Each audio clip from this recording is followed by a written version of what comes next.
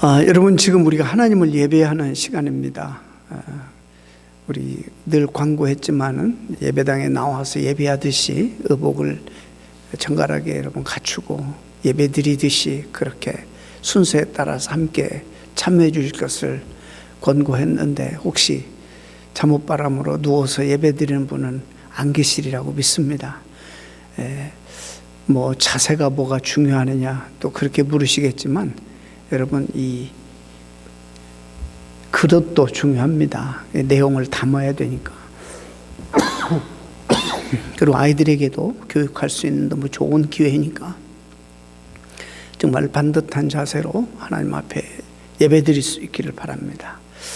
우리가 이렇게 어려운 시기에 무엇보다도 소망이 우리에게 다 필요합니다. 이 소망은요, 힘들고 어렵고 역경과 고난을 인내하고 견디게 하는 힘입니다. 그런데 이것은 우리에게서 나는 게 아니라 성경 말하고 하나님이 우리 안에 보배를 심어 주셨는데, 그 보배로부터 제가 설명하겠습니다. 그 힘과 지혜와 능력이 공급된다, 이렇게 말씀하고 있습니다. 사도 바울이 이 본문을 기록할 당시 정말 사랑했고 그 열정을 다 쏟아 부어서 심혈을 기울여서 세운 교회입니다. 그런데 결국에 고린도성에 다시 갔을 때 배척받고, 심지어 교인들마저도 유대인들과 이렇게 연합해서 사도 바울의 사역을 힘들게 하는, 정말 정신적으로 육체적으로 너무나 상심이 크고 지친 상태였습니다. 그런데 그 육신적으로 연약하고 힘들고 지쳐 있지만은, 그러나 하나님께서 그에게 주신 이 보배로운 그 복음 때문에, 예수 그리스도 때문에 그런 승리를 자신하고 소망의 메시지를 외치고 있습니다. 그가 이렇게 어려운 상황 속에서도 승리를 자신하고 노래할 수 있는 근거가 어디 있는가를 오늘 본문에서 이야기하고 있습니다. 이게 knockdown이라는 말이 있고 knockout이라는 말이 있습니다. knockdown이라는 것은 영어로 이렇게 넘어지는데 다시 일어나는 거예요. 그러나 knockout은 완전히 KO입니다.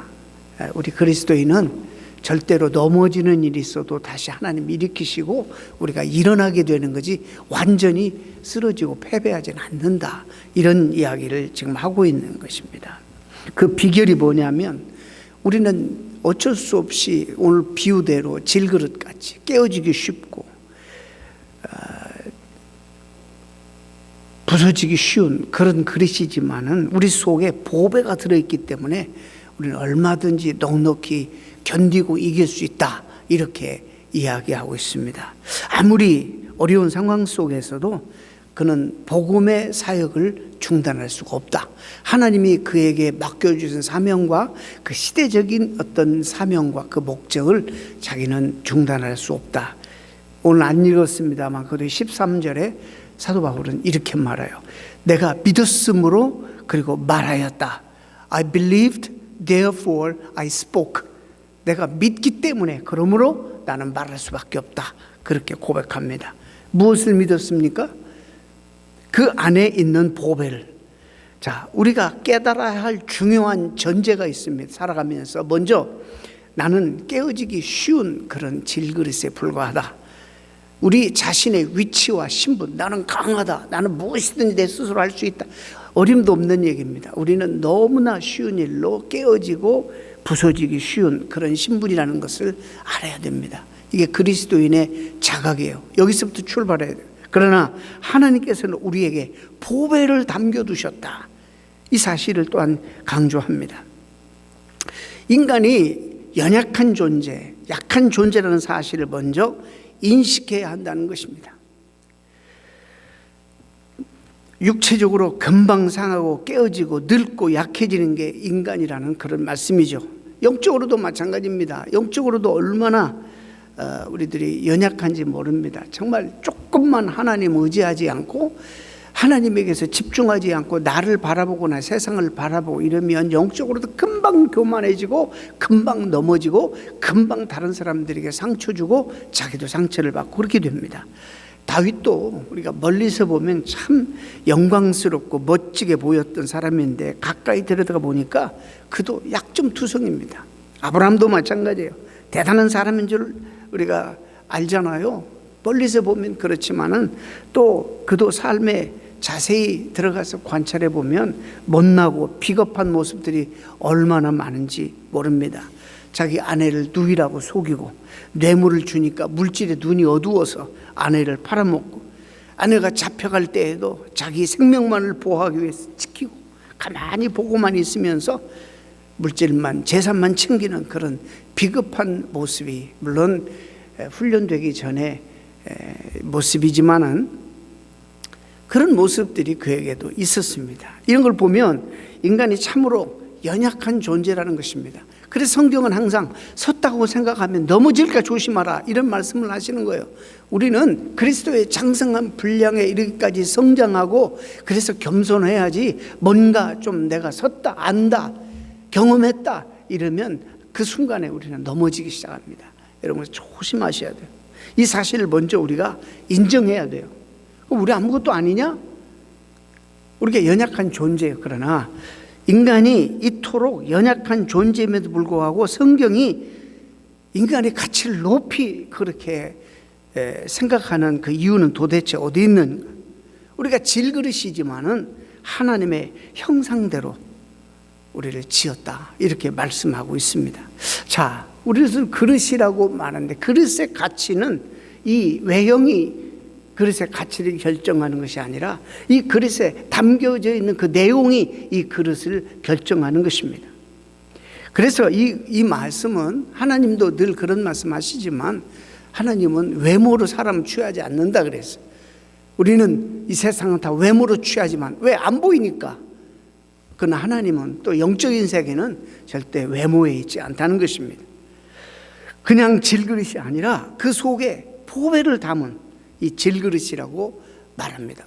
오늘 뒤에 또 말씀드리겠지만은 언제 우리 안에 있는 이 보배가 드러나느냐, 언제 우리가 예수 그리스도가 생명으로 드러내는 나를 통해서 고난당해 보면 내가 그 고난을, 역경을, 그 어려움을 잘 그리스도 이름으로 하나님 주시는 지혜와 능력으로 참아내고 견디는 이 모습들 통해서 나는 고난을 받았지만 내 모습을 통해서 그리스도가 드러난다. 하나님이 영광 받으시고 주님이 그때 내 안에 있는 보배가 드러난다. 이런 말씀을 사도 바울이 하는 것입니다. 여기서 보배라 하면 구체적으로 이제 우리가 앞부분을 쭉 읽어보면 예수 그리스도의 부활하신 주님을 말하는 거예요. 생명의 부활하신 주님을 의미합니다. 그래서 우리가 정신 차려서 항상 확인하고 담아야 할 것은 그리스도의 십자가의 복음과 부활하신 주님의 생명이 내가 주님을 영접해서 내 안에 그 주님이 계시는가, 여기가 이게 가장 중요한 출발점이에요. 정말 나는 간증을 들었는데 어느 분이 신학교 가서 집회를 했는데 나이가 지긋한 그런 분이 공부를 하시더래요. 그래서 집회 마치고 상담 친절하게 해서 상담도 하고, 근데 어떻게 이렇게 늦음하게 흰머리도 나고 있는데 이제서 신학을 하시게 되었습니까? 예, 사실은 제가 결혼을 하는데 그 장인어른이 나를 부르더니 다른 거 아무것도 나는 요구하는 거 없다. 예수만 잘 믿으면 내가 내 딸을 주겠다. 그렇게 물으시더라고요. 그래서 내가 그 아내를 그때 너무 흥분하고 사랑하는 나머지 당연히 그렇게 하겠다고 말은 그렇게 하지만 첫째 사위, 둘째 사위가 그렇게 똑같이 자네처럼 말하더니 신앙생활을 엉망으로 한다네. 저는 그렇게 하지 않을 것입니다. 그래 약속하고 결혼했어요. 결혼해서 열심히 교회를 다니니까 이제 이분이 세무서 은행 출신인데 그러니까 교회에서 중직을 맡기죠. 예산도 맡기고 재정부도 맡기고. 재정부는 아무나 못하잖아요. 시간이 지나니까 집사도 되고 시간이 또 지나니까 또 장로 되고 이랬는데 어느 날 어느 집회 때 목사님 말씀을 통해서 엄청 챌린지를 받았는데 그게 뭐냐면 예수님을 개인적으로 퍼스널하게 인격적으로 만난 경험이 없었어요. 교회만 쭉 다녔지 하나님 만난 체험이 없었어요. 그래서 너무너무 목사님에게 그동안 자기에게 이 복음을 가르치지 않는, 왜 이렇게 15년 이상을 교회를 다녔는데 자기에게 이 복음을 가르쳐주지 않았을까? 왜 예수님을 영접하라고 그런 얘기를 안 하셨을까? 이것 때문에 너무 충격을 받고요, 다 그만두고 신학을 하러 이렇게 왔다, 그런 이야기를 들었다고 합니다. 여러분, 그래서 제일 먼저 중요한 것은 내 안에 바로 이 보배가 있는가, 이걸 확인해야 돼요. 내가 주님을 정말 인격적으로 만난 경험이 있는가?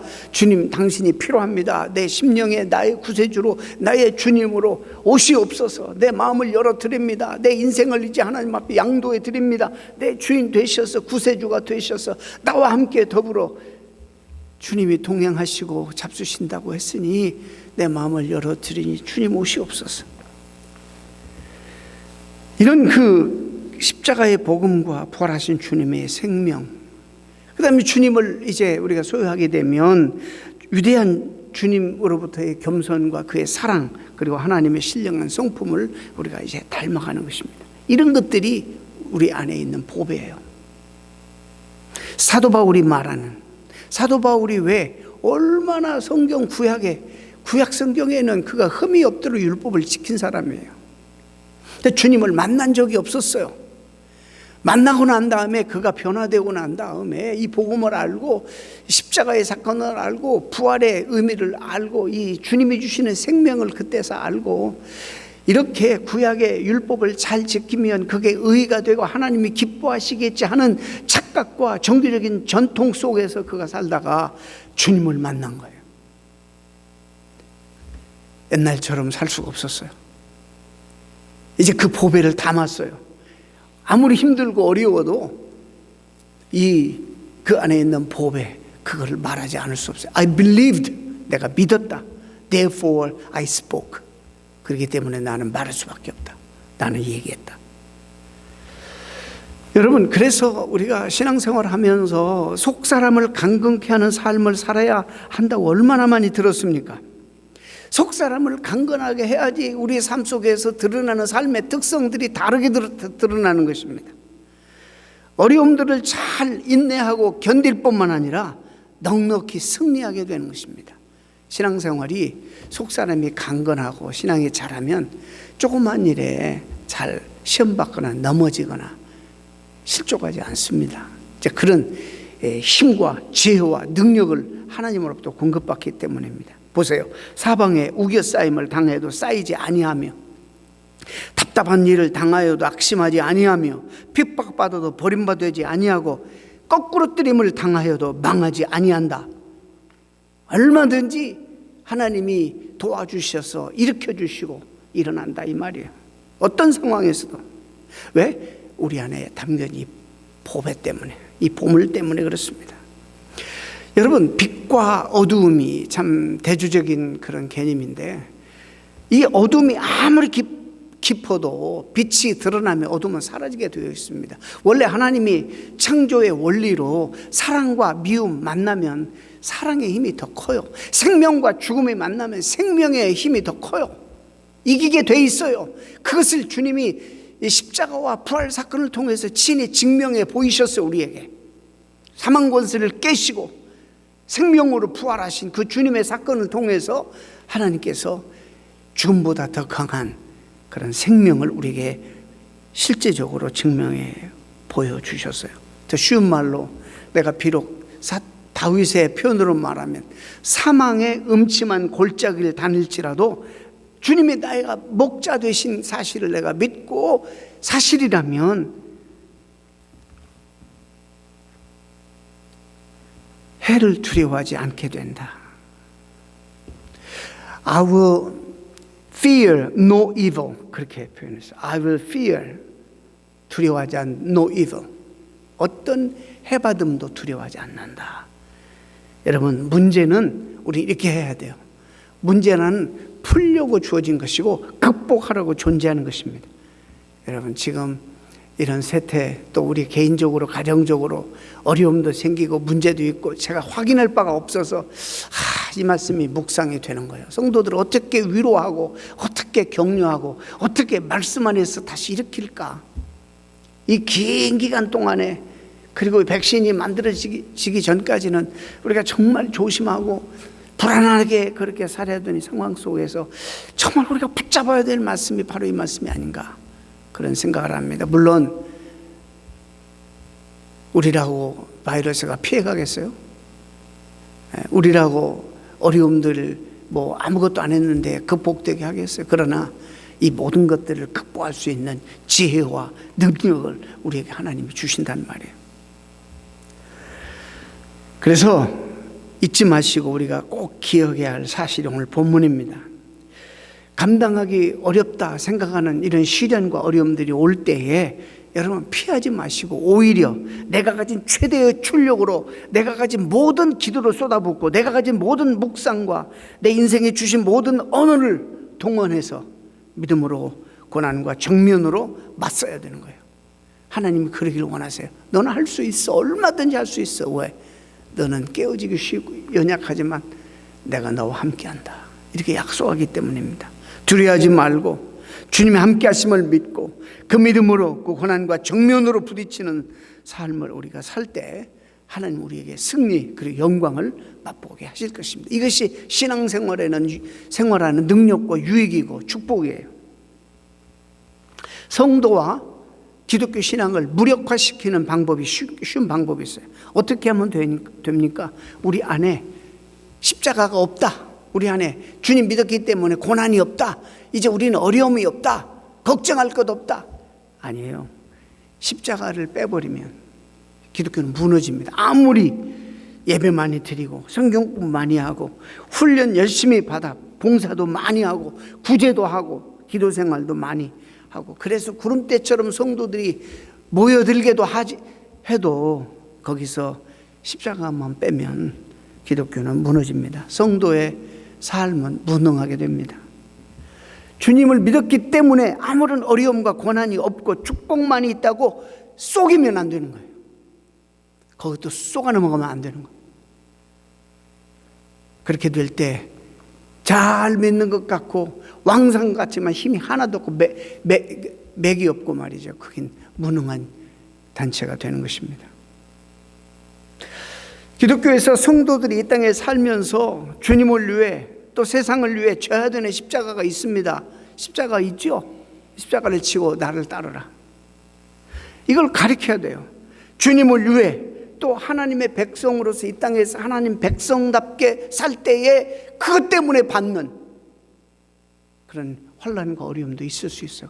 손해도 있을 수 있어요. 내가 하나님 백성이기 때문에 할 수 없는 일, 가지 못하는 방향의 삶 있어요. 그것 때문에 받는 고난, 예수 믿으면 이런 것이 없다, 영광만이 있다, 이렇게 가리키면 거기는 생명이 없다는 거예요. 거짓말이에요. 네가 나를 따르면 고난도 함께 받아야 할지니라, 환난도 핍박도 함께 겸하여 받게 될 것이다. 분명히 주님이 그렇게 말씀하셨어요. 따라서 기독교에서 오늘날 정말 정신 차려야 돼요. 고난만 빼버리면 모든 것을 아무리 열심히 해도 능력을 잃게 되고 소금의 맛을 잃어버린 것처럼, 그래서 사람들이 밟히운 것처럼 그렇게 되어버립니다. 한 집안에 신생아가 태어나면 모든 가족이 얼마나 기쁘고 가정적으로 흥분되고 경사스러운 일이 되는지 모릅니다. 왜냐하면 서로 이 피를 나눈 생명관계로 맺어졌기 때문입니다. 이 아기가 아무것도 안 해요. 아무것도 성취하지 못하고 이루지 못했어도 그 생명 자체로만 너무 기쁘고 너무 흥분되고 너무 사랑스럽고 너무 존귀합니다. 여러분 이 원리 잘 아셔야 돼요. 그런데 누가 그렇게 사랑스럽게 신성한 생명들에게 경쟁해야지, 승리해야지 살아남을 수 있다고 제일 먼저 가르치는가? 누가 가르치겠어요? 애들에게. 제가 한 30년 넘도록 이런 이야기를 우리 교인들에게 계속 하는데, 우리 성도들은 좀 아이들에게 하나님이 너희들에게 주신 은사대로 너희가 제일 신명나게 진짜 잘할 수 있는 것 좀 하면서 인생 허비하지 않고 그 길을 가거라, 그렇게 말하는 부모들이 많이 있었으면 좋겠어요. 단 이 모든 일이 하나님 나라 건설과 연결이 되었으면 좋겠다. 어떻게 하든지 무엇을 하든지 세상을 아름답게 하고 선한 영향력을 끼치고 다른 사람을 유익하게 하고 세상을 밝게 만드는 하나님 나라와 연결됐으면 좋겠다. 근데 이 부모들은 본인들이 다 세상에 속아나와 사는 것이 너무 힘드니까, 그래서 무조건 돈 많이 버는 직업을 선택하라고 하고 늘 그것을 뭐 그냥 음으로 양으로 계속 주입시고 시키고 강조합니다. 부모들이 제일 먼저 그렇게 교육합니다. 특히 우리 이민 1세들은 넘어와서 고생했기 때문에, 서러웠기 때문에 자식들은 그 마음 알아요. 고생 안 했으면 좋겠어요. 돈 버느라고 얼마나 했었어요. 근데 걱정 안 해도 돼요. 우리 자녀들은 너무 우리 세대하고 달라요.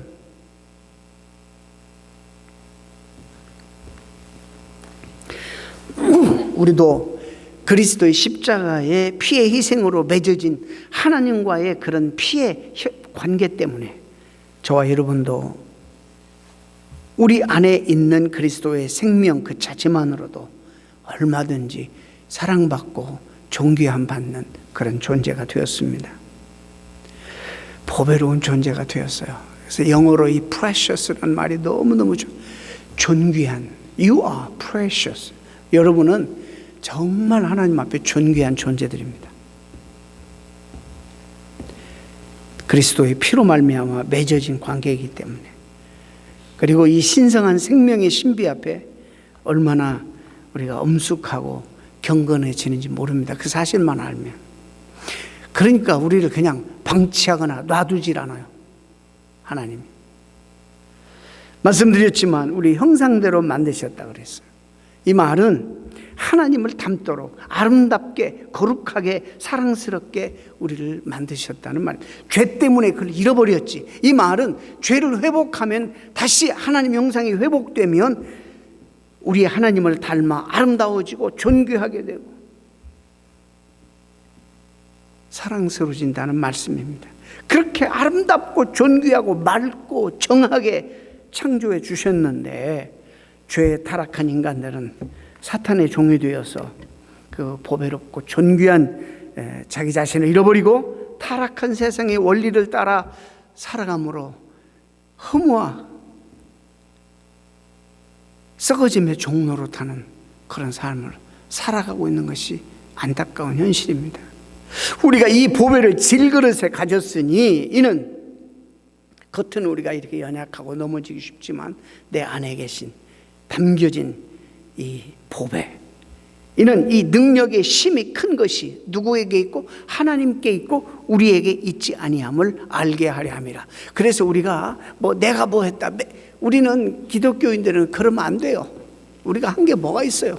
우리는 늘 넘어지고 우리는 늘 깨어지고 하나님이 하신 거예요. 뭐든지 내가 아름답고 선한 것이 나에게서 나를 통해서 이루어졌다면 그건 전적으로 하나님이 은혜예요. 우리가 한 게 아니에요.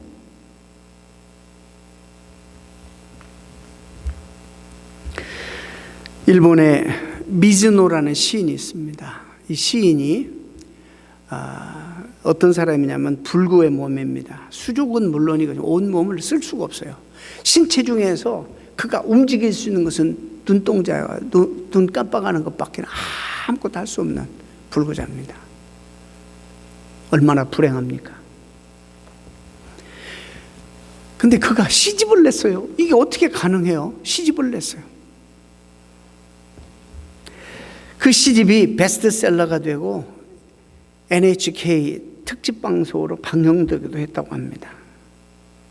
어떻게 이런 사람이 말도 당연히 못하는데 들리지도 못하고 오로지 보고 눈 깜빡하는 것으로 반응할 뿐인데 외부 세계와 어떻게 이게 가능한가? 그 어머니가 벽에다가 일본 레터를 알파벳을 쫙 써놓고 긴 그 나무떼기로 이렇게 짚어 내려갑니다. 그러면 어느 단어가, 어느 이제 문자가, 레터가 딱 도달하면 눈 깜빡하면 거기서 멈춰요.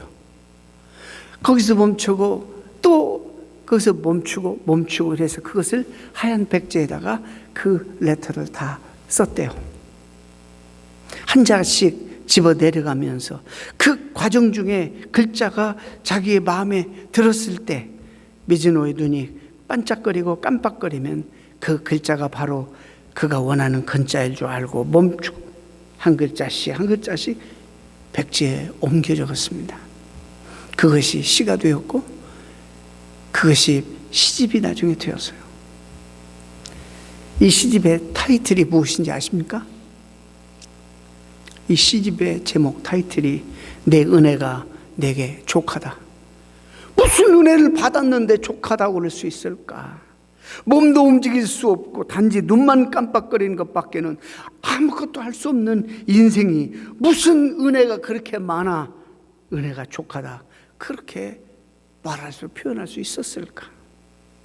우리 모두는 다 압니다. 그가 말하는 내 은혜가 내게 족하다는 것은 우리가 말하는 건강과 이 세상의 물량적인 은혜가 아니라는 것을 우리는 다 압니다. 이 은혜는 우리 심령 가운데 임재해서 그 하나님 때문에 경험하게 되는 그런 은혜를 말하는 것입니다. 그는 정말 깨어지기 쉬운 그릇이 아니 이미 산산이 깨어지고 그 할 수 있는 일은 눈 깜빡하는 일밖에 할 수 없는 그 여인인데 그러나 그가 그 마음속에 담고 있는 보배 때문에 그는 환경이나 자신의 처지를 원망하지 않았습니다. 오히려 하나님을 찬양하고 감사드림으로 건강한 우리 모두에게 놀라운 도전을 주고 있습니다. 그가 바로 주님을 만나서 그 보배를 담았기 때문입니다. 어떤 방법으로 그 주님을 영접하고 어떤 방법으로 주님을 알게 되었는지 그건 밝혀지지 않았지만 아마도 어머니의 노력으로 복음을 들었겠죠. 사랑하는 성도 여러분, 우리가 살다 보면 크고 작은 고난들 수도 없이 우리가 경험합니다. 사방의 우겨싸임을 받기도 하고 내가 또 최선을 다했지만서도 내가 원치 않고 꼭 피하고 싶은 결과를 얻게 될 수도 있어요. 저도 인생 가운데 그런 일들이 적지 않게 있어요.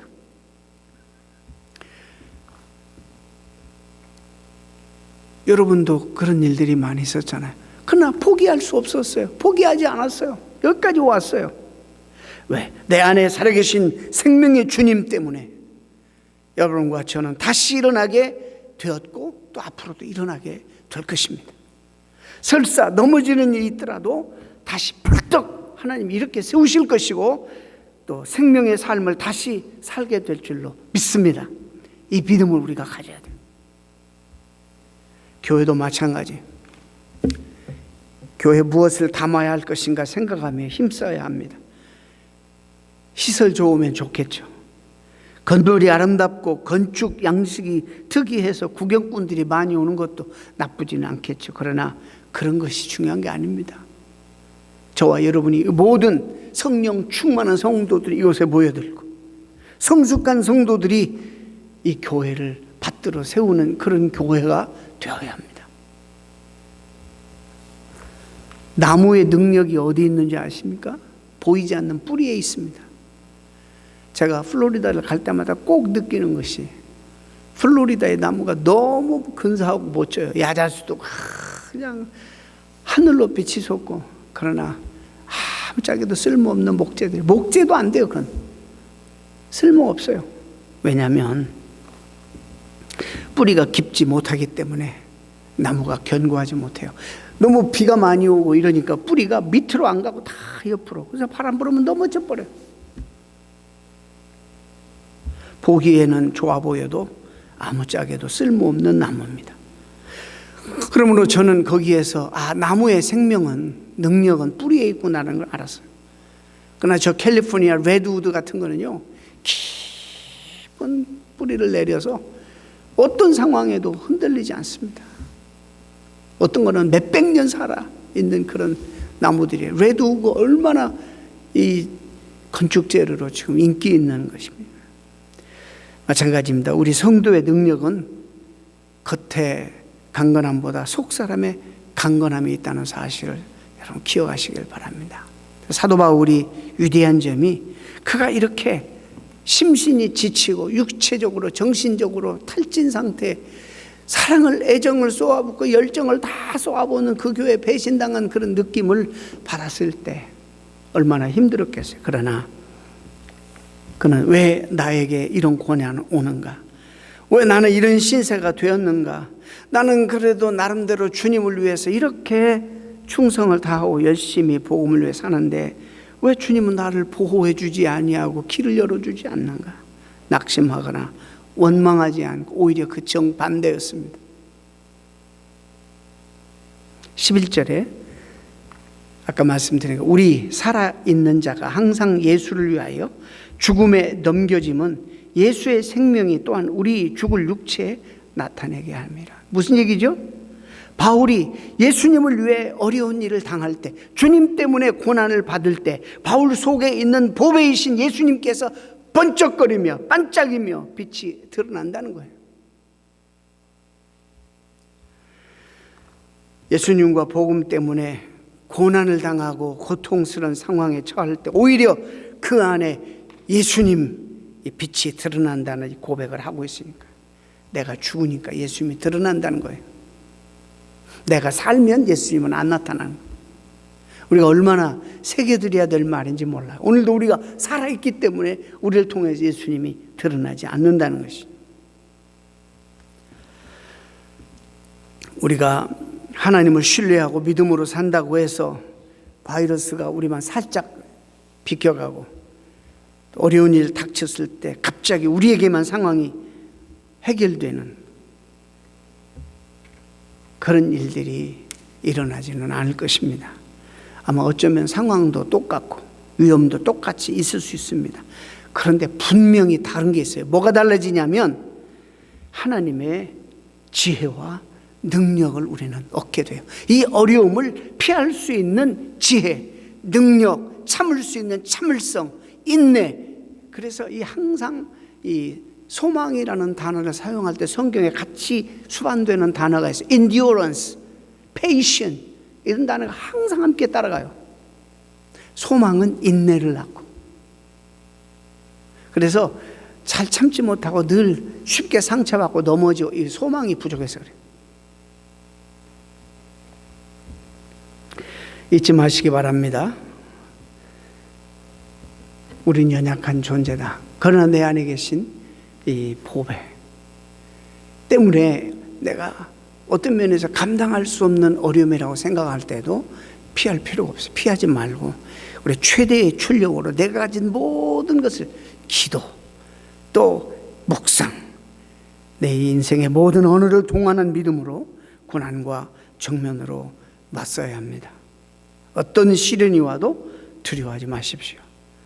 주님이 나와 함께 하심을 믿으시기 바랍니다. 그 믿음으로 그 고난과 정면으로 부딪히는 삶을 우리가 살면 반드시 주 예수 그리스도 이름으로 승리할 수 있도록 도와주실 것입니다. 사랑하는 성도 여러분, 우리가 이 시간 마지막으로 자기 삶을 한번 돌아보실 수 있기를 바랍니다. 혹시 조금만 어려움이 와도 이리 밀리고 저리 밀려가는 나약한 삶은 아닌지, 만약 그렇다면 혹시 하나님 말씀보다는 세상의 기준 이런 데 타협해서 그런 것이 아닌지 한번 돌아볼 필요가 있습니다. 너무 삶에 어려움이 와서 힘들어 주저앉고 싶은 순간에 특히 지금과 같이 병에 걸려서 병석에 누워있고 지금처럼 경제적으로 어렵고 이게 몇 달 지나니까 이게 얼마나 갈지도 모르고 참 따분하고 불안하고 이런 시기에 우리는 더욱더 주님을 의지하고 주님만 바라보시기를 바랍니다. 그렇게 되면 그냥 버티는 것이 아니라 넉넉하게 헤쳐나갈 수 있는 능력과 지혜를 주셔서 어떤 상황과 상관없이 환경에서도 기뻐하고 능력 있게 살 수 있도록 하나님이 축복해 주실 것을 믿습니다.